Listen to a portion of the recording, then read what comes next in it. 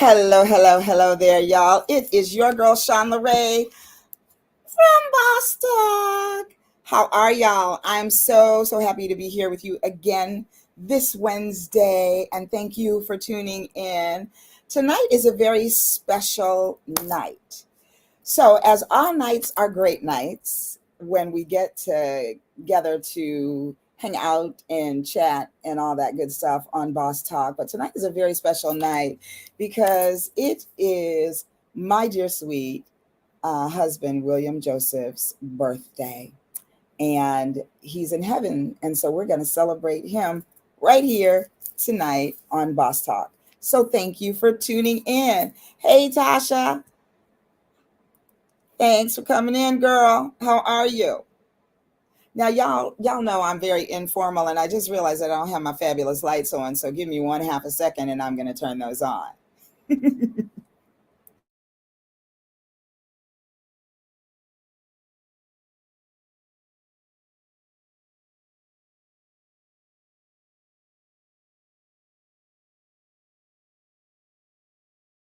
All right, now I'm all lit up properly.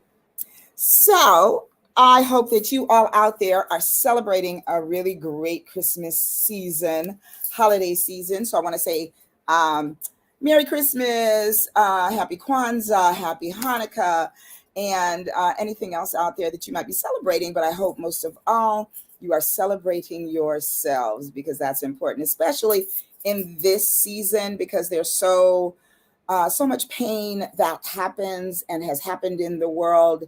And I would be remiss if I did not mention the great loss that we had in the entertainment industry and just in the world as a beautiful human.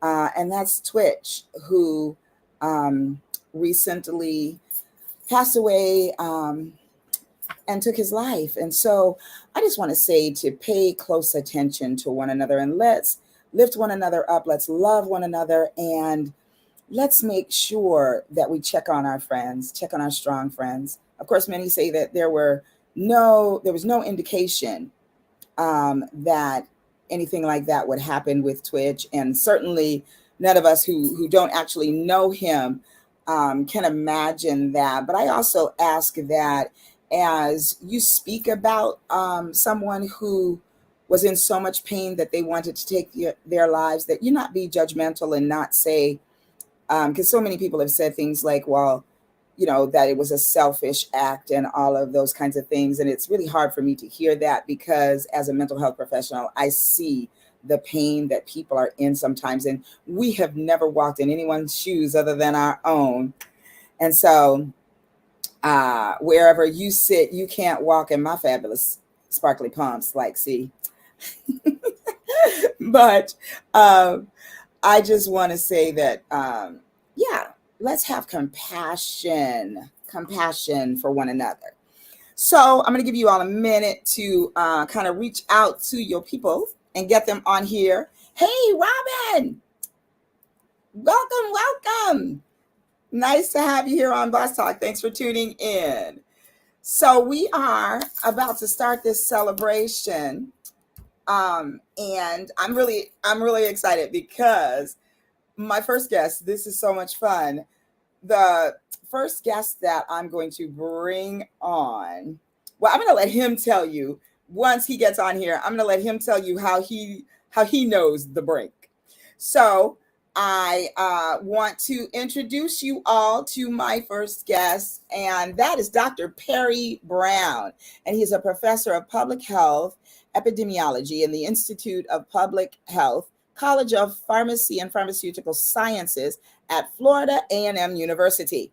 He is also honorary professor in the School of Health Sciences, University of KwaZulu-Natal, Durban, South Africa. I hope I got that right. He teaches courses in infectious disease epidemiology, cardiovascular disease epidemiology, maternal and child health epidemiology, cancer epidemiology, GIS, which he'll have to tell us what that is, and data management and analysis. His research interests are in the area of infectious diseases, such as hepatitis, HIV, AIDS, COVID-19, Health disparities, cardiovascular epidemiology and prevention, cancer epidemiology, and birth defects.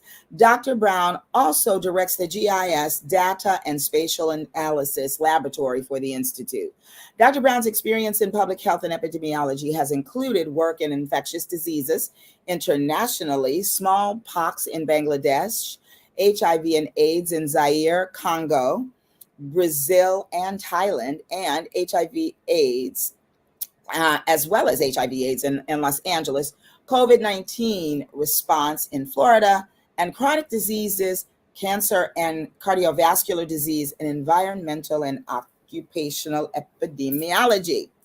So, without another word from me, please welcome to Boss Talk, Dr. Perry Brown. Hello, hello. Hey, hello, my dear Sean Ray. How are you? I am doing fantastic. I'm so Good. excited to have you here. Well, thank you. That introduction was maybe longer than I have to talk. It's one of those things where it was all important stuff because you're doing some amazing work over there in Florida at Florida A&M. Well, we try. Now, what is I know there's a big rival school, and I can't think of Bethune-Cookman, where my daughter went to school, and she reminded me for 8 consecutive years how they beat us in football. it. That's good dinner table talk, I guess, That's right? right. Yeah. That's it. Let's say hi to the people. Hello. Oh, hey, Rachel. Rachel's my branding diva, y'all. And let's say hi to Mishka. Hey, sister girl, how are you? From the Kimball Collective. Mishka is a licensed marriage family therapist, a coach, and also I think she's a branding diva as well. So Perry, Yeah. let's spill the beans on how you know the Brink. Okay. Well, in thinking about when you asked me to participate in your podcast, I got to thinking this year, 2022, would have been 60 years that I've known the Brink. Wow. We were 10th graders at LA High in 1962, and we shared kind of a unique. Um, we shared some uniqueness in that. When I met Bill, I knew him as Joe, Right. but then he was Bill, and so it was a matter of who are you today? Are you Joe? Are you Bill? And we shared this kind of nomenclature because my first name is Clyde, and I tell people I'm only Clyde to people I owe money to, and I carry that thing. So he would say, "Are you Clyde? Or are you Perry today?" Uh, but I can you know, so see you all doing that. It sounds so much like him. we shared. We were in ROTC together, and that was a commonality. Um, there were 3 of us whose last names started with B in that class. There was Brinkley, there was Boswell, and there was Brown, and we were known around campus as the 3 Bs. And so I was the 3rd B of the 3, and The Bill three was B's, Brinkley, Boswell, and Brown, as he and would say. Brown. That's it. And so, after high school and a couple years in college, um, Boswell went into the military and went to Korea. Brown went in the military, went to Vietnam. Brinkley went in the military and went to Los Angeles. And we kidded him about He that. ended up in Vietnam, though. He was in the Air Force, and we called him a Zoomie for like Zoom. Yes. Um, and we laughed about that. And his leaving us was a real downer for us. But Mhm.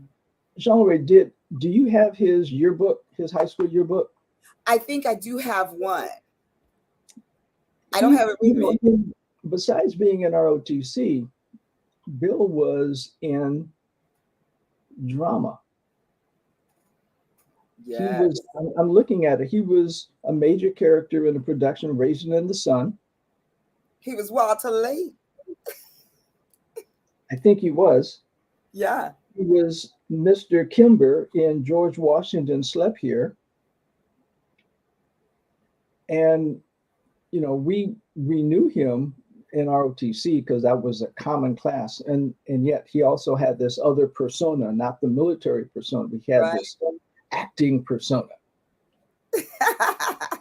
But I always, in talking to him, I always was intrigued about his private detective agency. And this is back in the 70s and 80s when, they had all of these detective shows on television, and I could just see, I would imagine Bill would be outstanding in the shadows somewhere, observing some nefarious behaviors going on. And sometimes, it's so funny because sometimes he actually would be, and it used to blow my mind. It would blow my mind, some of the stuff that he would get to do. And people would be like, "Real? That's so interesting. He's a PI." Mhm. Well, Perry, hold on. We're going to bring on some more of the other fellas that we have on here tonight. But let's say hi to some more folks. Hey, Soror Randa from Texas. Hello. Nice to see you. And Soror Rhonda, please meet my big sis, Soror Sharon Green Gaines from Toledo, Ohio. Hey, baby sis. Hey, big sis. Oh, I'm the baby sis. That's right. Thanks for tuning in to the celebration. So this next person that I'm going to bring on, you all have seen him on here before. And if you have ever been out and about in Los Angeles and you've seen, you would see William, John, and me and Chantel out having just the best time ever in everything that we ever did. So John Steinreich is a Bible teacher and a very good one, in fact, a gospel preacher, also a very good one. And he's the author of A Great Cloud of Witnesses, Lessons for a Modern Day Christian from Church History. And that can be purchased. I'll put the link in later, but you can get it at lulu.com. And so I'll put that in the link later, or in the chat later on. And he's also host of the God and Government podcast on Anchor, Google Cast, and Spotify platforms. So again, without another word from me, please welcome Johnny D. John Steinreich. Thank you. Hi there. Hello. So you've already met Perry. Yes, Dr. Perry. I'm very impressed. I feel this small relative to his biography over there. He's got some brains on a lot going on, huh? Man, I'm just a country bumpkin in comparison. No, not really. No. What did you say, Perry? It's what? I was saying that all of that was the result of having been involved in it for so long. See, it just sort of accumulates. It builds on top of one another. That's right. So let's see what they say. Let's see. Soror Sharon, so very proud of your strength. Jesus has given you a magnificent gift. Oh, thank you. Thank you. I tell you, the true gift was when he gave me the Brink. Hey, Soror Terry. Thanks for tuning in, sis. I remember, Perry, the first time I met you was actually at the 45th class reunion picnic, right? That was the first time we met. Yes. And then later, 5 years later, was the big 50th reunion at was it Cicada? It was at Cicada downtown. Yes, Cicada downtown. Somewhere. Yes. Yeah. That was amazing. John Robbins says, hey, John. Hey, Robin. Nice to see you. Hi, Sharon. I, too, am from Ohio, proud and raised in the Buckeye State. That's right. We all met where I pledged, which was Ohio University in Athens, Ohio. So she's a Texas transplant. Oops, born and raised in the Buckeye State. We got you, girl. Hey, Gigi. Thanks for tuning in, sister. Mm-hmm. Love you. So, John, Yes. tell us a little bit about like when you met the Brink. Wow. I was trying to pinpoint when it was. Um, Probably sometime around 2008, 2009, maybe 2010, but somewhere in there in our friendship travels. Right. And I think it was at one of your birthday parties, and I think that was 2010, where he was up on stage talking and just being his jovial self. I think I have a pretty clear memory of that. You know, he was very comfortable in his own skin, and he Yes. was the kind of person that you became a better person just by being around him, because he just had that vibe. You know, he was very easygoing. He was very funny. He was very complimentary.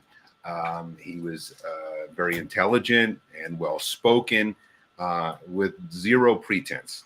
And I would say in my life, I have been blessed. I can think of three people in my life that I would say they were a cut above. You know, they were people really. There's a lyric in an old Don McLean song that he wrote about Vincent Van Gogh, and the lyric of that song said, "This world was never good enough for someone as beautiful as you." And I would say in my life that there are three people that I know. I'm sorry, wait a minute, no, four people that I've been blessed to have met and known, who are now all, you know, with God in heaven, and they all qualified to have that description of being too good for this world. And William was most definitely one of those people. Mm-hmm. Absolutely, I agree. I agree so wholeheartedly. You know, he just thought so highly of you too, John, and you know, he called John his little brother, and but he said always that he had learned so much from you as well. And Perry, I imagine that John would fit right in with you three Bs, as he's a very smart fellow as well. And I know that that was something that the three of you had in common as well. So, and sometimes John and William would get into these conversations, and they'd be going so far deep into the woods, and Chantel and I would be like, "Deuces, we're out." Yeah. Y'all go shopping. Yeah, we go shop. That's right. Not at all. That's it. Hey, Renee, thanks for tuning in to the Brink celebration. Now, just so y'all know, Renee Brown is a member, a charter member actually of Black Silk, which is, as William would say, and that is BLAQUE. Mm-hmm. That's my band. And William was our biggest cheerleader and our best promoter ever. I didn't need a manager because William got it done everywhere we went. I mean, we had a show at the this is when we first met, actually. We had a show at oh gosh, it's gone now, at BBQ's. Remember, up at City Walk? No, not BBQ's. Is that it? No, BB King. BB King's. Yeah, That's right. it's not there anymore, but No, yeah, it was BB King's. Hughes is in New York. Sorry, BB King's up in a Universal City Walk, and we had a show there. And I had only known William for about 2 months, and he sold more tickets. He filled the room. It was insane, and it was so awesome. And I knew right then, just in meeting him at that point. It was just amazing the way that he just took care of business. He handled stuff, you know what I mean? And even in our first meeting, when we met, I met William at the credit union. But I'll tell you more after I bring on our next guest and say hi to some people out here. Let's see what's going on here. Robin says, "Oh, he sounds wonderful. I did not have the privilege to meet him. Quality people recognize when others are that way." Oh, absolutely. That's so true, Robin. Hey, girl. Hey, girl. Hey, that's Yvette Kennard, my friend since the 5th grade. I have to say even more, my sister since the 5th grade. We used to wreak some havoc at Mount Vernon and later at McTighe and finally at Rogers High. Hello, Manigault Chic. Greetings. Thank you for joining us. I hope I got your name correct. And hey, Soror Terry, how are you? Thanks for tuning in. Hey, Auntie Sister Walton. Now, um, let's see. So, Benji, that's who that is. She met William on a cruise, and it was for Mama Simone's birthday, but it also was William's birthday and our anniversary. And so this time in 2019, we were sailing in the Mexican Riviera. Yes, indeed, and celebrating our all those things. So I'm going to bring on, yes, I'm going to bring on my next guest. Also, very excited to have this gent on the show, Mickey Wade. So, Mickey Wade has been married for 23, count them, 23 years to Sharetta Wade, and they have two kids, Mickey Jr., of course, 19, and Sophie, 21. That blows my mind. Oh my gosh. I can't even wrap my head around that. I'm stuck. I'm stuck right there.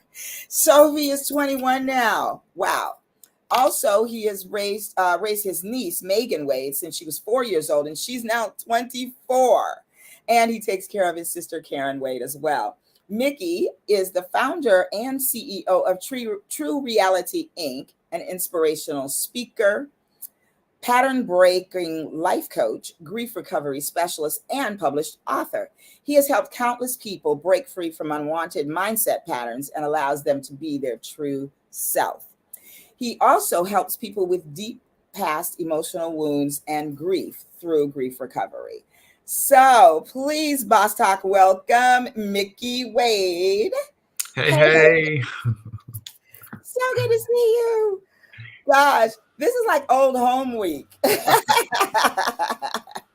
Wow. so good. Family reunion. Yes, Yeah, this it is is. a lot of years here of connections. Yeah, you and know? I love that you guys get to meet Perry, who knew uh as I as Auntie called him, just see, Sir William. Yes, indeed.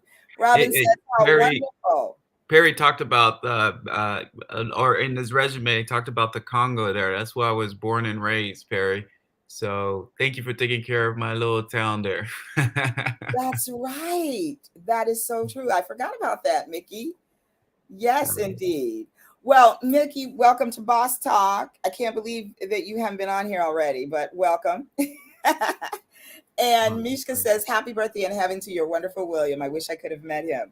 I thought you had met him, Mishka. No?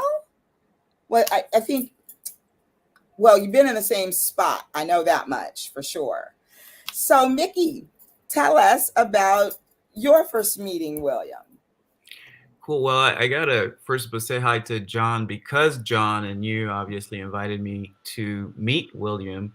But I know John for gosh, I was thinking about how long do I know him? He was doing a dating class before I was even married. That's how long him and Chantel. Yep. So whenever John calls and he's got something obviously you, he called me to be a part of a Bible study with William. And I remember we studied the Bible at your dinner table. I think it was at your table there, right? It was Oh, just the that's most, right. I have that photo. yeah. Do you? I'd love to have that. That was Yes. great. So of course I come in and I meet him, and there's three things about him that I thought, okay, how do I describe this man? And there's three things that came. First of all, I love his line, "Shalom, y'all," right? And Shalom actually describes him. I had to look it up, but like I'm not scholars like these guys here. I'm like, you got Dr. Steinreich, Perry. I'm like, wow, I gotta look up words, man.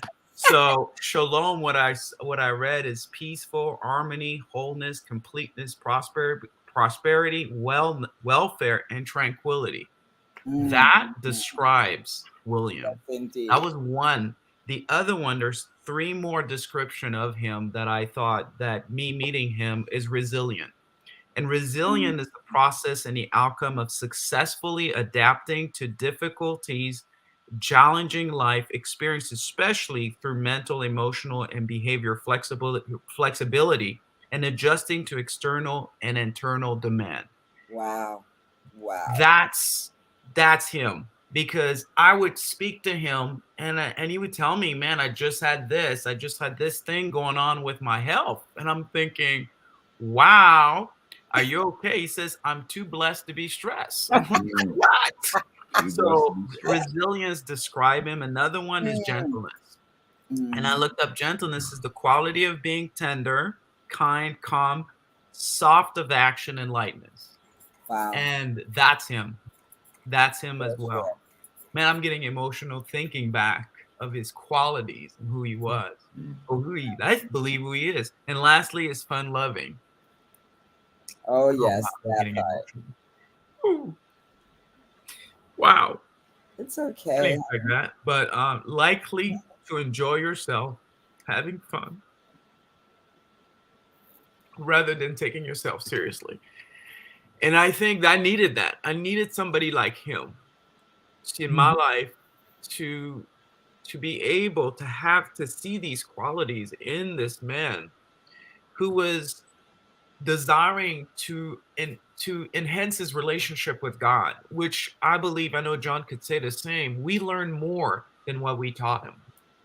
He was so his relationship with God was, I've learned so much from him, but his humility, knowing he had years of experience spiritually speaking, but for him to be humble, to learn from myself and John, us being younger than he was, Mm. but just the humility that he had blew my mind, blew my mind. Mm, So he was literally a walking example of what Christ should be like, what Christ is mm. like.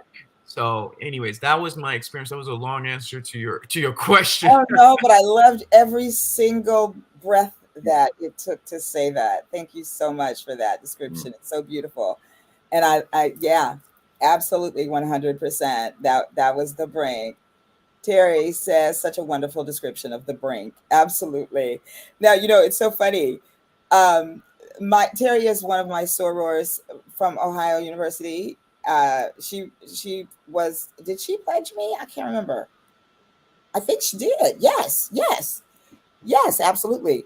And you know, they all kind of got to know the Brink vicariously through me, and then many of them got to meet him when they came for my sister Vanessa's, I think 30th reunion, 30th. I'm sorry, not 30th reunion, 30th anniversary. And so, it's just great to hear everyone call him the Brink, because everybody just took that on. When you hear it once, it's like it fit him so well, and everybody just sort of picked it up and ran with it. I love it. I absolutely love it. So let's see what Miss Tiffany. Hey, Tiffany. The descriptive way you speak of your honey makes me feel as though I knew him. Mickey just confirmed everything you described him to be. 100%. Thank you. Yes, indeed. Yes, indeed. Well, we have one more guest backstage, and we're going to bring him on. And Mr. Norman Thatch. Hello there. Hello, hello, hello. How's everybody doing? All Good. right. Well, I brought you in before I said who you were, so you tell us. Well, my name is Norman Thatch. I'm actually a health coach. I've been doing that for about 3 years. What I learned when the pandemic hit, what was the first thing they were saying that would cause people to have health issues? And it said it was the people that had those, some type of health issue that caused it. And so that made me my antennas just went up, and it made me to look at some things, especially in my health regimen, and just how I decided to follow my health practice and do the things for myself. But losing so many people, to the pandemic because of health issues, that made me wonder, wow, what is it we need to do to be healthy? And so I started my health training, and I've been doing it. Sorry, my wife is moving. She's being a helper. She's being a Hi, helper. sister. That's Dr. Thiele Thatch right back there. Thiele Thatch consultant, And she and says, "Hey, Norman." set designer right now. But Man, and so I just been really focusing on that and helping people get it healthy for that reason, and it's been great. My experience is different than everyone else's because I learned about William through my wife and Shauna Ray's relationship. One of the things that we moved here from Columbia, South Carolina. That was about 8 years ago. And the first thing you want to do is meet people, especially, in the church and things like that. And so my wife was invited over to Sean Ray's house. And sure enough, I got to meet William.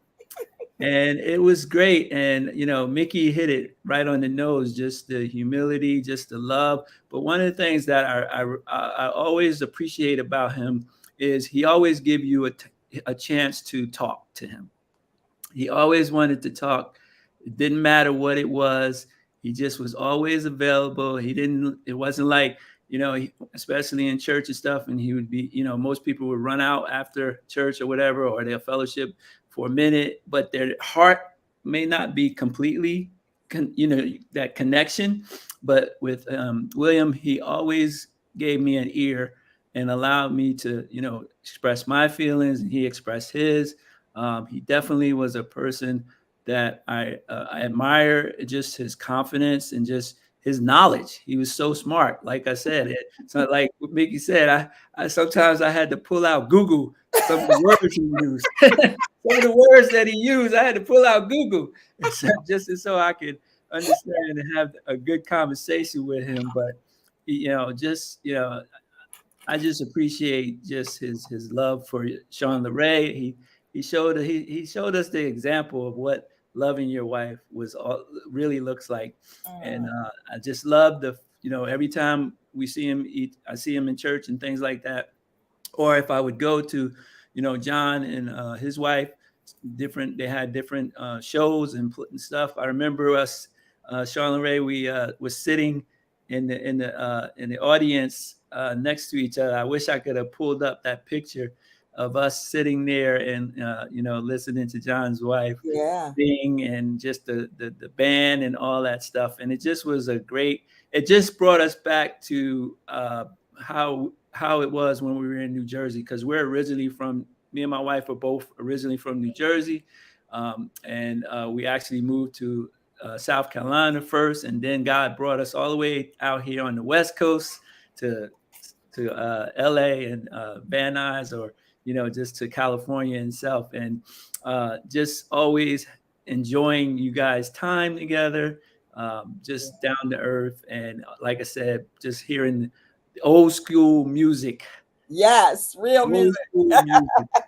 And Norman, remember when we had the marriage retreat out in Laguna?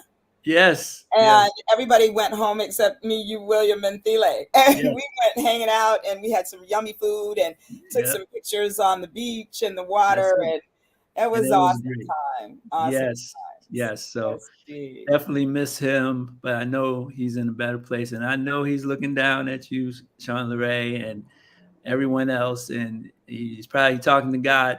Send that angel over there, telling her something, just so that, because that's the type of person he was. Always a giver, and just give to so many people. And just the time, just when he got baptized in my pool, he was the first person actually to get baptized in my pool. So we had just brought the house, and we were like, okay, we need to have a baptism here. And sure enough, here comes Sean LeRae and William got baptized in my pool. So we have such great pictures and memories of that. That was one beautiful day. So many people were there and got to witness that, and that was just so beautiful. So beautiful. I will never forget that.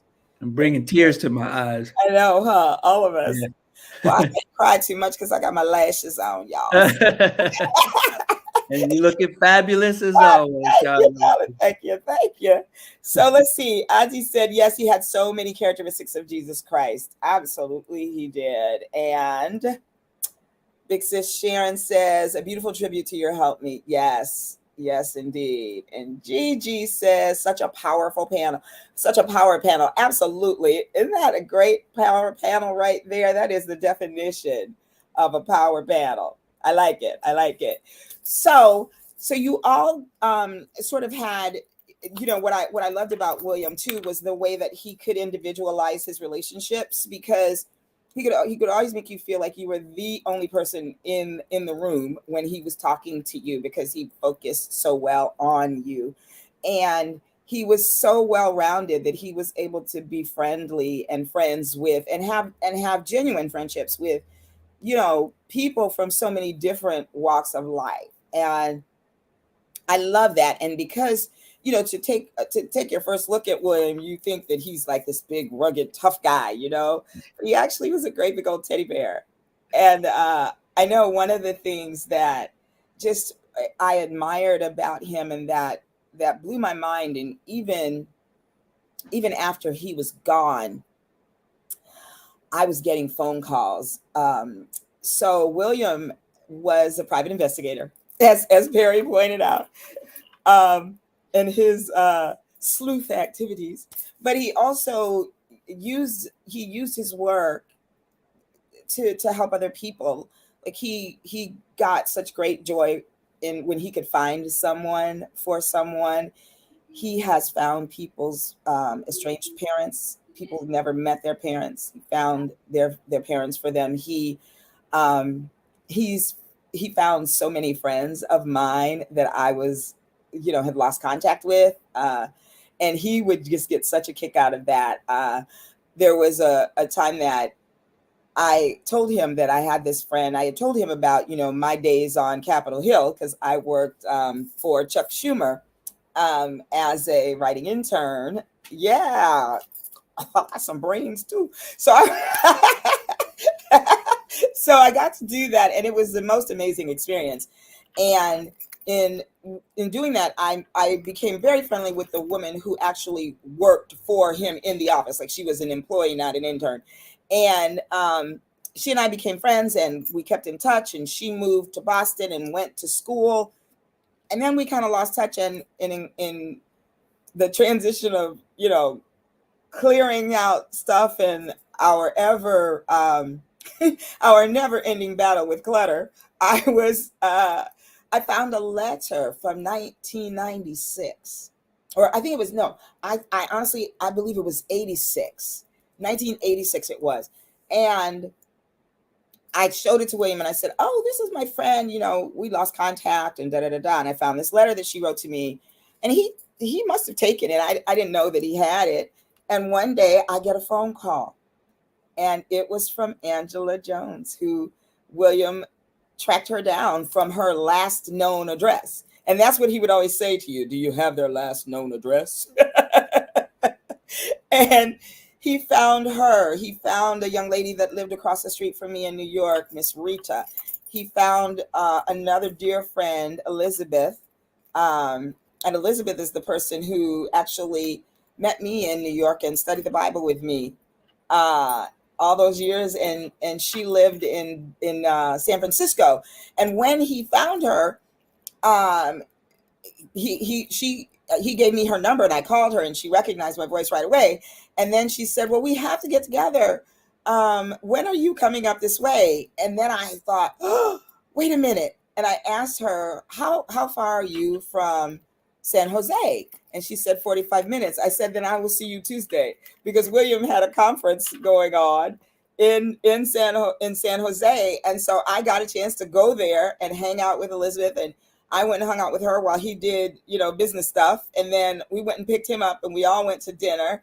And so she got a chance to meet him and get to know him too. And, it was just that way that everybody that he met became, endeared to him within minutes.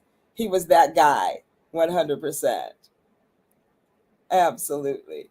So tell me more about my amazing husband. What else do y'all want to tell everyone about the Brink?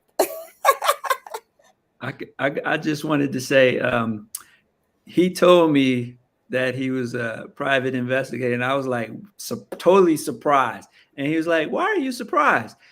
I said, you just don't seem like a private investigator. And he's like, yeah, he had that what's the word? That not sarcasm, but he just would be like playing it off. And I was like, well, maybe you are a private investigator because you sure is acting private right now. So yeah, so it was times like that, just amazing. I mean, so many accolades that I can't even remember some. I should have wrote them down. And so, to keep up with all the things that he had accomplished over his life, and it just was, that's why I was so fascinated with him, Sean Leray, because he just had so many accolades, and just was so amazing, just his life, period. All the things that he'd accomplished and things like that. And like I said, I can't remember him right now, but I do remember when he was talking about that. And I was totally like, you weren't no private. And he showed me paperwork, and he would say stuff like, well, what's the previous address and stuff like that. Those were things that he said, if I wanted something, I was talking to him about something, and he's like, well, what's their previous address? I was like, I don't need you to investigate that. So, yeah. And he definitely would. Well, we met at the credit union, and I have shared this on Boss Talk before, but maybe these people haven't heard it. But we met at the credit union, and it was a day that I was in there acting up because they had been taking money out of my account. You know how you get the automatic debits and you stop it, and then they decide they want to keep taking your money. So that had happened to me. And I went in there just, it was my day off. I had baggy pants on and some dirty sneakers and a big old puffy ponytail in the back of my head. And I go in there and I'm just fussing. And the girl goes, Sean Leray, we're going to take care of you, but you have to see an officer. And I was like, I'm upset. I'm going to go. I haven't had coffee yet. I'm going to go get some coffee. And she said, Sean Leray, sit your little butt down. I'll get you some coffee, and we're going to take care of this today. And so I go off to look to find a seat. It was really crowded. There was nowhere to sit. So in a few minutes, I hear, and I turn around, and it was William, and he gestured for me to sit down. And I went and plopped down in the seat. And then he goes, Happy New Year. And I looked at him like, Happy New Year. He called it my little evil black girl look. And so, and then, he just kept talking to me, and I warmed up to him, and he said, his name, and he goes, I'm a private investigator. And he said, my cards are in my car. He said, but I'm going to give you my number, because if you need to ever find anybody, or anybody owes you money, I'm your guy. So, and I had the DVD from Black Silk, which I had just picked up in my hand. And he goes, what is that? And I said, oh, it's my band. Oh, you have a band? What kind of music do you do? I love music. Well, if ever you're playing, I want to know about it. And so he gets a deposit slip, and he wrote his name and number on the back of the deposit slip. He goes away to see his person. I go see my person, and I leave, and I go home. 2 days later, somebody broke into my garage of my apartment, and they tried to steal about 10 or so cars. The police were all over. And when I came out, they were fingerprinting my car. And I don't know if y'all remember my red convertible Mustang, but that car had been vandalized about 2 weeks prior. And it was the same thing. They ripped all the wires out from under it. Now they broke the lock on it. And so my landlord had given me tandem parking. So the red car was parked in front of my white Ford Focus, and they were fingerprinting the Focus. The glass had been broken. And I said, hey, to the officer, I said, you know what? Somebody did this about 2 weeks ago to the other car, and it was the same MO. Do you think you could fingerprint it? And the guy goes, no, ma'am, you have to get a private agency. And so I went upstairs, and I was working at Tiffany & Company at the time, and I called them, and I was like, I'm not coming in. My car got vandalized. I'm going to bed. And I literally get in the bed, and then I thought, oh, I'll call the private investigator guy. And I go to my sweatshirt, and sure enough, in the pocket was his number. And I called him, and he's like, oh, sweetheart, I'm so sorry that happened to you. And told me what to do. And he said, let's get a police report. And we got the police report, and I gave it to William, and William found that boy's family. He went to jail. But William tracked down his family, and they paid me. So that was when he first met me. He started taking care of me from the very beginning. And so, and that's the kind of guy he was. He loved doing that work. But one of the things that I think I got sidetracked because that's what I do. But but when William passed, I would get these phone calls from the jails, because William used to, his card somehow got passed around in the jail because he helped some of the inmates, and he had a little account where they could call him, and actually talk to him, and he would write to them. And at one point there was somebody that he interviewed, and that person he believed was innocent, and so that inmate told William to look for this person. He found that person and interviewed that person, and that person was the one person that knew that this person didn't do what he was accused of doing. And William turned in the transcript to the police, and the guy was released. So clearly his card got passed all over the place, because everybody in jail is innocent. But he would, even if he couldn't help these people, he would what is that? He would be kind to them, and I would tease him. What is that? Private investigator. William Brinkley, private investigator. Oh, Dun, dun, dun, dun. wow. This is in my drawer, in my desk Oh drawer. my goodness. Wow. That's incredible. Sean Leray, I have to jump off, but I just wanted to say that he left an imprint for me in this world, like what Norman said, that he done a lot of things, but one thing about him, he left an imprint of what it looks like, what it feels like to live life to the full. And that's what Jesus says, I came for you to live life to the full. So he didn't live his life with the handbrakes on. He let that go, and he fully lived by design. Like everything you just shared as far as how you guys met and how you were reminded, that was God, obviously, that reminded you. And I think the best investigation that he found, one was God and second was you.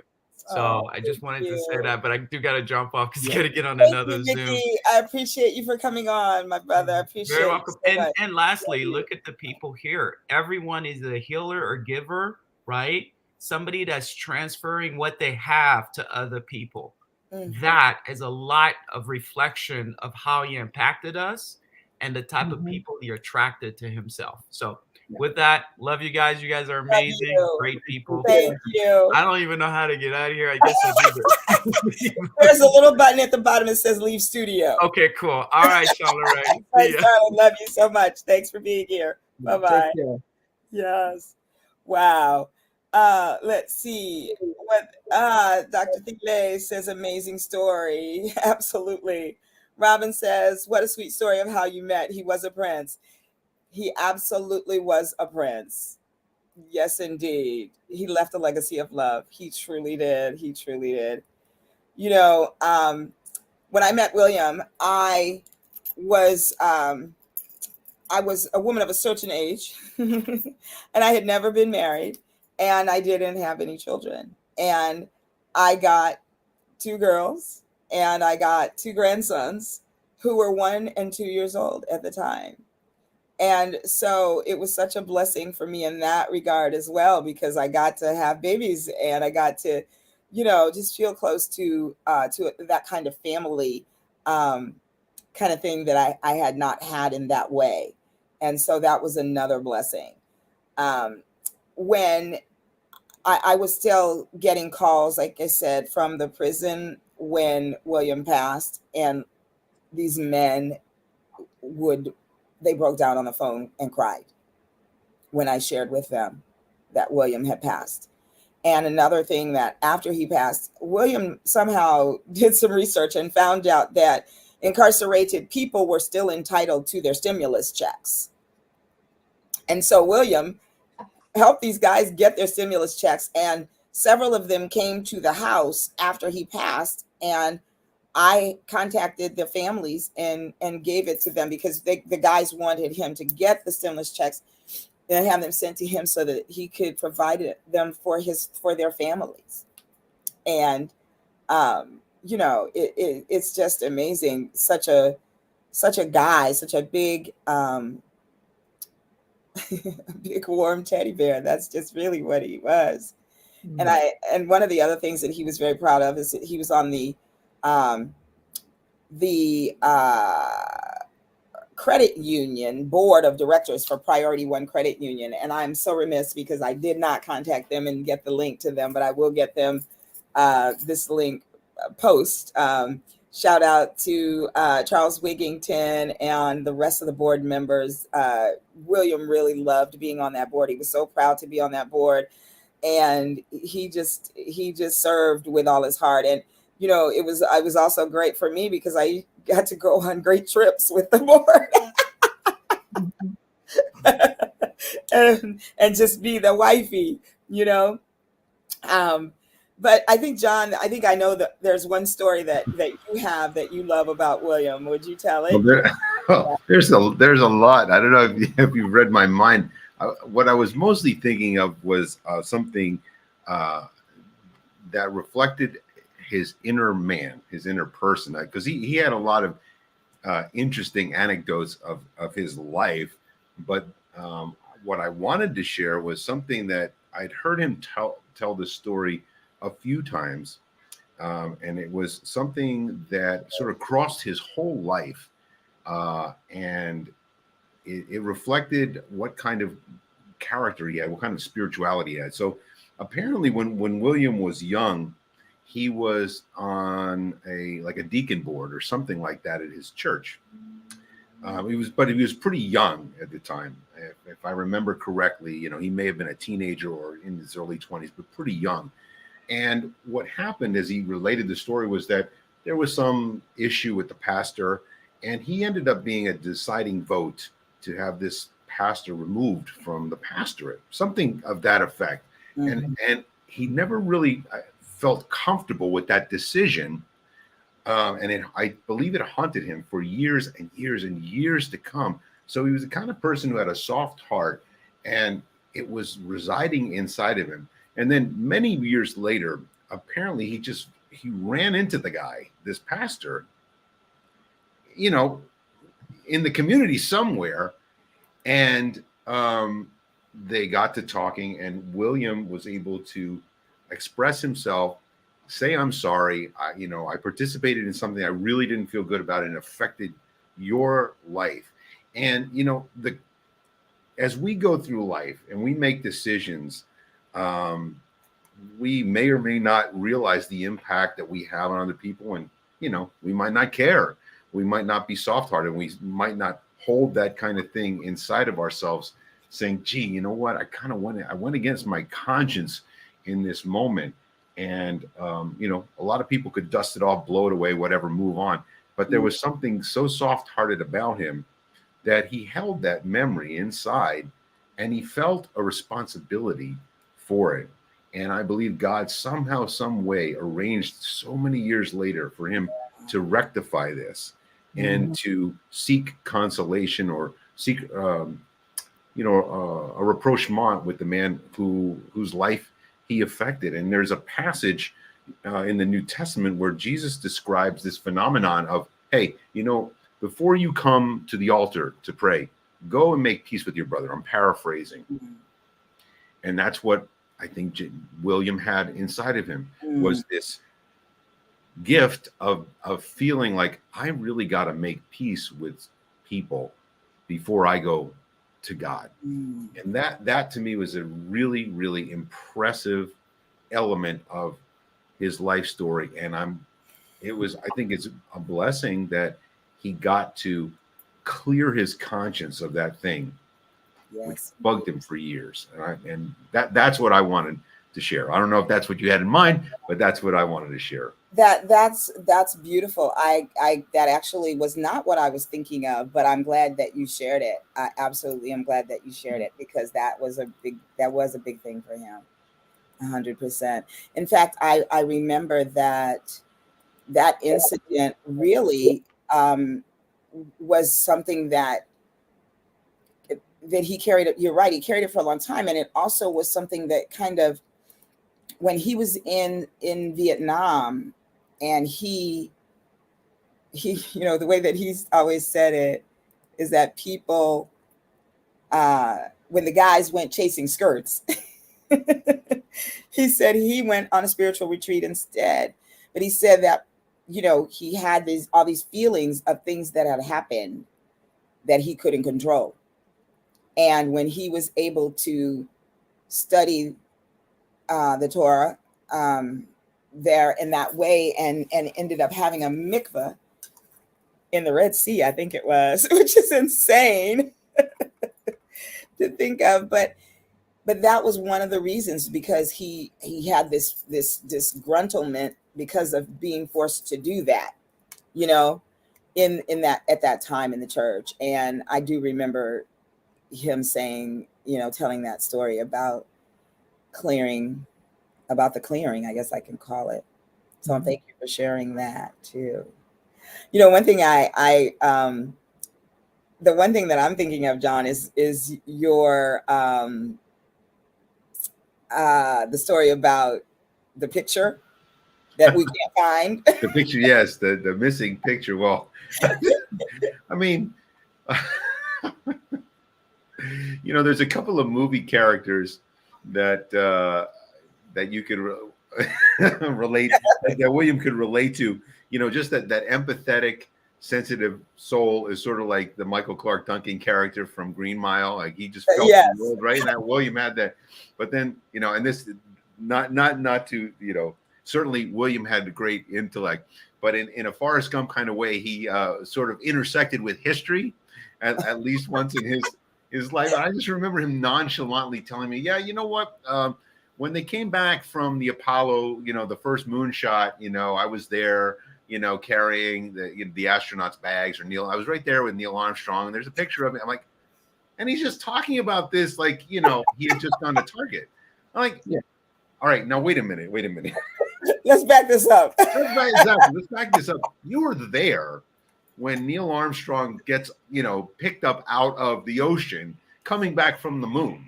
So you were there, and you were, oh yeah, and you know, he was like one of the military escorts. I'm like, you know, that's rather cool. You know, that's the kind of thing that I would probably want to share if I had that on my resume. You know, that picture, wherever it is, like, yeah, that should be framed.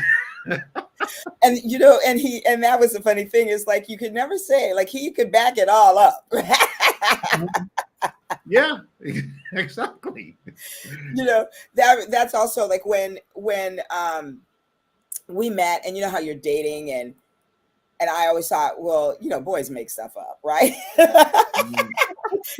so, not that story, but he told me about, and Perry, I'm sure you remember this. He was broadsided by an RTD bus, and in his car, and the car was pushed so many feet into the gas station, stopped just short of the pump. He was pronounced dead on the scene, but somehow back then they somehow said his license plate, which was I Spy, the number 4 U. You, yes. And my mother-in-law was listening and hightails it to the scene, and gets there and goes to him and says, my son's not dead. And they start, you know, oh, she's hysterical, whatever. She takes out her compact, her makeup compact, opens it, and puts it over his face, mouth, right in here, and the condensation on it, and shows it to the guy and says, now he's not dead, start working on him. And they went, whoa, and they started working on him. He was in a coma for over 6 weeks. He came out of that with retrograde amnesia, so he lost his memory for a while, and all of that stuff. And yet he still maintained to live this rich and very, very full amazing life. Um, Full tilt boogie. Full tilt boogie, that's right. Since I have enjoyed the wonderful remembrance of an angel who God gave you and everyone, he took care of you right to the end of his life. I have to go. Love you and his continued blessings. Amen, sister. I love you, big sis. Thank you. Shanny Shan's on. Chantal Denise said he was a remarkable man. The level of his awesomeness can't be contained. God gave him huge overflow. 100%. 100%. So I know that we are at the end, but if you all would bear with me just for a little bit, I'd like to share the TEDx talk that I had the privilege of doing, that is in full tribute of him. And it just talks about the day that we lost him, but how I am managing to get through all of this. My William was just joy personified, and in every way that is possible, that's what he gifted the world with. And so I feel compelled to continue to live my life in the joy that he made possible for me. Some of the crazy things that William and I had in common were that I was dragged by a taxi and run over by a wheel, and I had short-term memory loss as well. And we both majored in political science, and so many other things that are just kind of funny. But that God doesn't make any mistakes, and that every single nuance was just planned so specifically to the letter by God. And so I have made a vow of how I will live my life. I will live my life in the same way that my husband did, on full tilt boogie. So I'm gonna share this with y'all. If I can, let me pull this up. Let's see. Share screen. Here we go.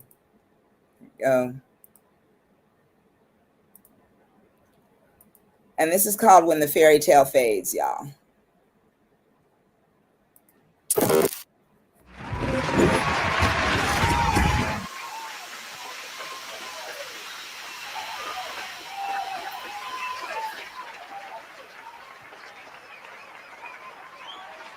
I want to take you on a bit of a journey with me.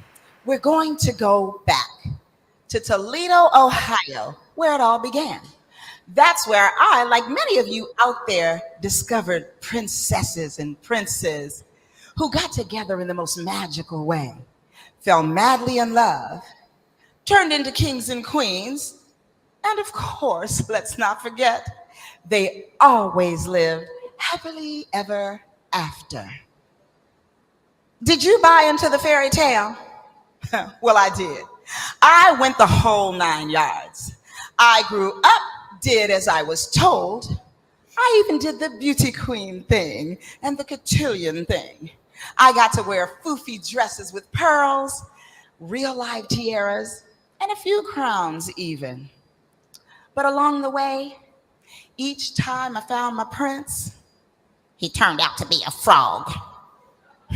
But then, when I least expected it, in fact, when I looked like one of those trolls from up under the bridge, it happened. I met a prince among men. And guess what, y'all? He did not turn out to be a frog. He actually turned out to be my husband. The fairy tale had finally come true.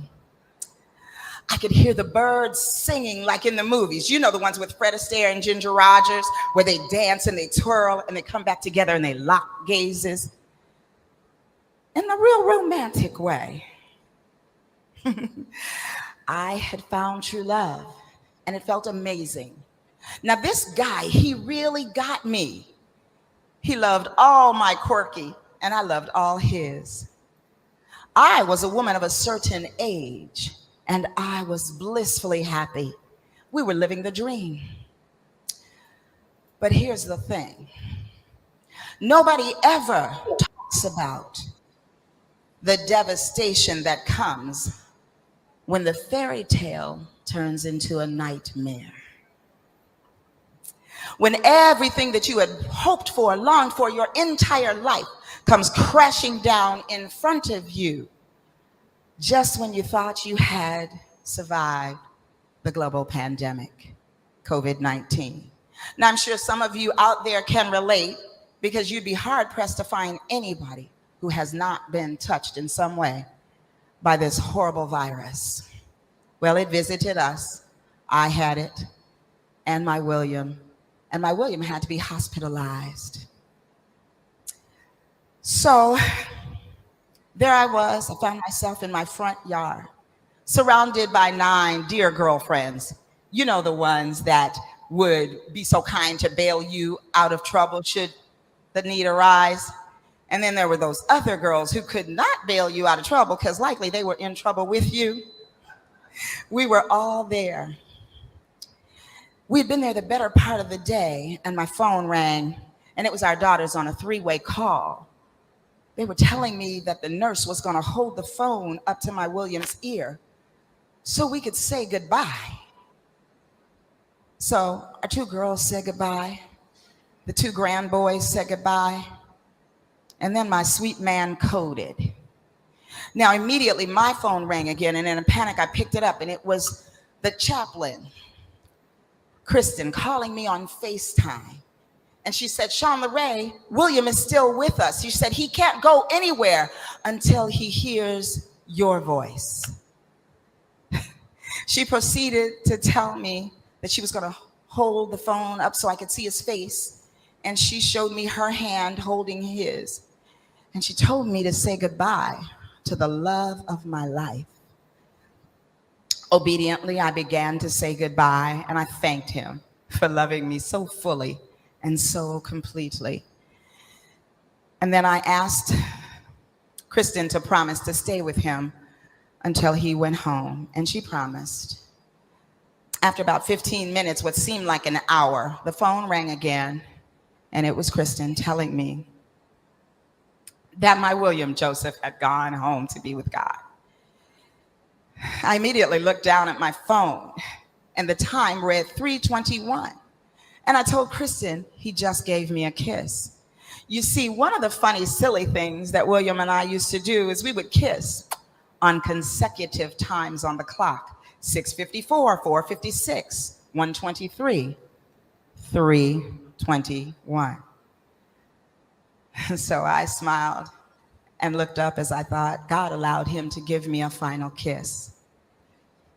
This pandemic has wreaked havoc on all of us. Perhaps you lost a loved one.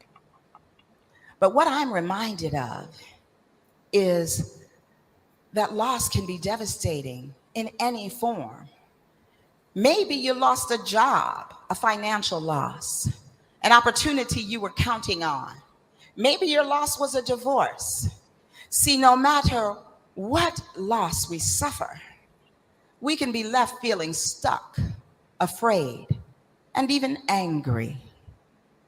Now, I tell you, the days to follow have been hard, and I hurt every day. You see, there's something especially horrible about losing someone to COVID. Like, I wasn't able to be at the hospital with my William as he drew his last breath because of COVID. In fact, I never got to see him again ever because of COVID. I wasn't even allowed to view his body because of COVID. And I couldn't give him a service until 3 months after he passed away because of COVID. I lost my prince, my king, my best friend, my confidant, my lover, my protector because of COVID. You know, there's so many things that I wanted to say that I didn't get to say. You see, what we experienced with William's loss is called complicated grief. That is when the cause of someone's death is wrapped up in an extra layer of hurt, pain and suffering. Grief is always difficult, and in most cases, this kind of grief lingers on and can leave you with a difficult recovery. So as I began my journey into the grieving process, sometimes walking, y'all, sometimes crawling, I realized I had to make a decision. I had a choice. I could choose to focus on all the unbearable incidents that led to William's death and all the tragic moments that came from losing someone so dear to something so awful. Or I could shift my focus to the beauty that came with loving William Joseph. I had to make a chance to focus on the gratitude that comes with the gift of experiencing the love of a man who loved God first, then me, our family, and our friends. A man who every day took care of me, making me smile and belly laugh and snort from giggling from laughing so hard. A man who never met a stranger, who was famous in our neighborhood because he had these special sayings that were as memorable as he was. A man who could take a difficult situation and turn it into a good one. A man who was so witty, so brilliant, so kind, so proud, so amazing, elegant, and did I mention handsome? John Warden outlined the 4 tasks of mourning. Task 1, accept the reality of the loss. I'm not there yet. Task 2, process the pain of the grief. Not there yet. Task 3, adjust to life without the deceased. And task 4, to find an enduring connection amidst embarking on a new life. Now, Elizabeth Kubler-Ross and David Kessler outlined the 5 stages of grief. Denial, every day. Anger, a lot of the time. Bargaining, every day, wanting a do-over. Depression, yes, I've been there too. Acceptance, I just can't get there. See, I don't know where I am really on either of these spectrums, but I keep returning to my choice. I wake up every morning in tears because William Joseph used to wake me up and run my bubble bath. But now I wake up alone. We used to laugh and giggle at night having a snack. So now I cry before I go to sleep because I sleep alone. But after my morning cry and my morning coffee, I choose joy. I choose joy because William Joseph was pure joy. I choose joy because he brought me pure joy. And because he gave pure joy to everyone with whom he came into contact. So if you're out there, when loss comes your way, I hope that you will consider honoring your loved one's life with your own. Kick, scream, stomp, wail, get mad, and then find the peace that transcends all understanding. Because in that space, lies the gratitude, the love, and the joy that will sustain you as you heal.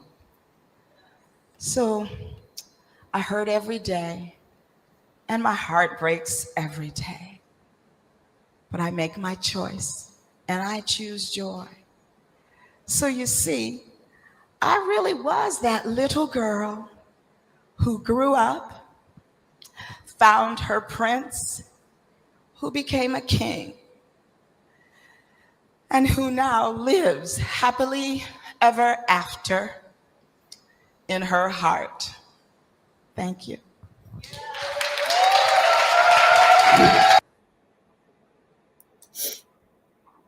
Wow.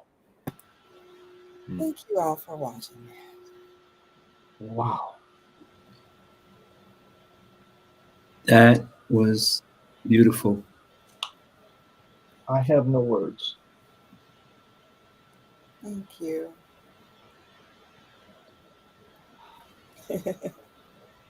Yeah. So I had the distinct gift and pleasure of being able to do that. Shout out to the Bestseller Academy because they sponsored that in Somebody's Got to Do It. I got to travel to Trinidad to do that, and it was that was in March of 2022. It was an amazing opportunity, amazing gift to be able to honor him in that way. And yeah, and I am determined to continue um, making that choice every day because he deserved that. He deserved knowing that I am going to be okay, and that I am okay, and that I am surrounded by the most amazing people. And I thank each and every one of you out there who has and who continues to be there for me and support me and hold me up when I'm wobbly. And you three gentlemen, I appreciate and honor and thank you all for all that you were to my William and all that you've been to me. Perry, from the moment I met you, I just fell in love with you. I knew that you were such an important part of William's life, and he cared for you so much, and you just embraced me the minute that you met me with that very same warmth. And I heard you today. I recognize that humor, and I can easily see why you guys were buddies. And I just am sorry that Herb wasn't able to be here with us, but William thought very highly of him and loved him as well.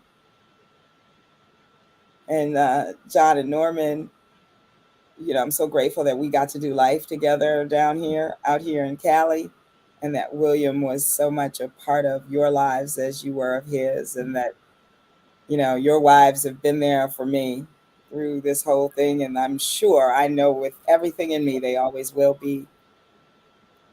And for all of you who tuned in tonight, if you didn't know my honey, the Brink, then I hope that tonight has helped you to get to know him.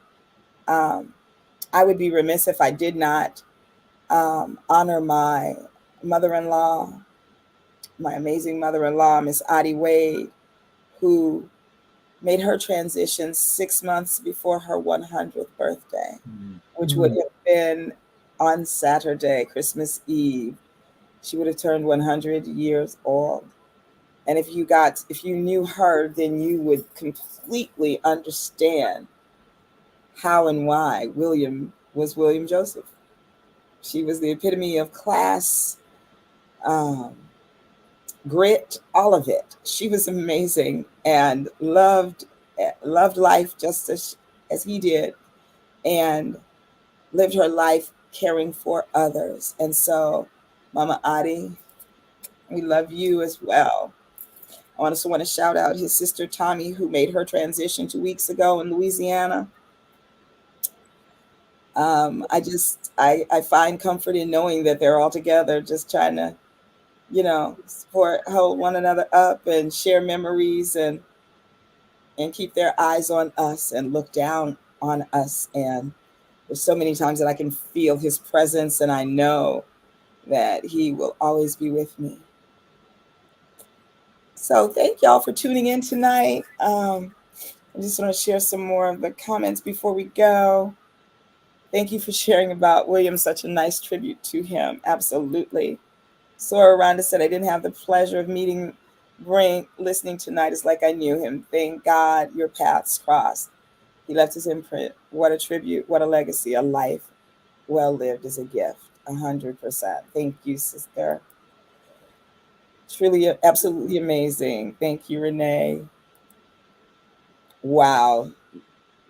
Joy, the strength of the Lord that strengthens me. Amen. Auntie, my sis, well done, sis. Thank you, big girl. What a wonderful honoring gentleman and lady, Shauna Ray Brinkley. Thank you. Oh, another sorrow from my childhood. Hello, Stephanie. Thank you for tuning in. Yes, indeed. Love endures forever. And I am so grateful for that very thing. So we're going to close it down tonight, y'all. Thank you guys. I cannot tell you how much I appreciate you all for doing this with me tonight. Yes. And thank you for all that you said and all that you were to my baby. All right, y'all. Very well. This is another Boss Talk. We're going to wrap up. Anybody have any closing comments you want to share? Well, I appreciate your courage, and grief and grieving and lamentation is difficult. We don't live in a culture that really honors that, but it really is important. You also mentioned at the top of the discussion about Twitch and all that, and the need to address mental health concerns. If we don't know what the situation is, but uh, people may not have known him personally, but obviously he had a great impact, and people are grieving. And I wanted to mention too, I don't know if the guys probably have heard this, but there was a very famous football player who made his transition today. His name is Franco Harris, and I remember him from my childhood. Yes. Steelers, right? Yeah, the Steelers, and Wow. I was taken aback when I saw that this morning. He was 72, so obviously he was the same generation as William, and I remember him sort of as a guy who had a big smile, big-hearted kind of guy. I didn't know him, but his public persona, Yeah. in some ways, resembled William, and it kind of hurts when you've seen this figure throughout your whole life, and now they're gone. It hurts. And so Yeah. we have to grieve all these things. We have to grieve. Absolutely. Absolutely. Well, I just want to say thank you so much for thinking of me and allowing me to be a part of your show, and grateful for the opportunity to be able to speak about William. I just wanted. I was thinking about 1 Corinthians 9:22 when it talks about how he became weak because people were weak, and I'm paraphrasing, but just how he was everything to everyone, and your message just really touched my heart, and I appreciate you guys. And I also need to jump off. Sorry. No, thank you so much, Norman. I love you, brother. All Thanks right. for being here. Good night. God Okay, bless. Charlotte Happy Ray, holidays to everyone. Thank you. thank you for gentlemen for helping to round out my impressions of the Brink. We all know him through various silos, and now my silo is expanded. And I appreciate all of your comments and your perspectives as well. So thank you very much. Charlotte, thank you for bringing us together. Absolutely. Thank you for being so willing and ready to jump on. I appreciate it. I appreciate it so much, Perry. And it's just Welcome. amazing to have you here tonight. Thank you so much. Thank you. All right. And Brother John, thank you. Terry says, God bless you all on Boss Talk. Thank you, Soror. Appreciate your tuning in, and you're a regular now. I love it. Thank you. Well, y'all, this concludes yet another Boss Talk. Gosh, I can't believe it's been it's a little over a year now that we've been doing this, and I just want to thank you all for the support. Continue to come, and I want to continue to bring you all amazing programming amazing people and help you get to know a little bit about the people that I get to know.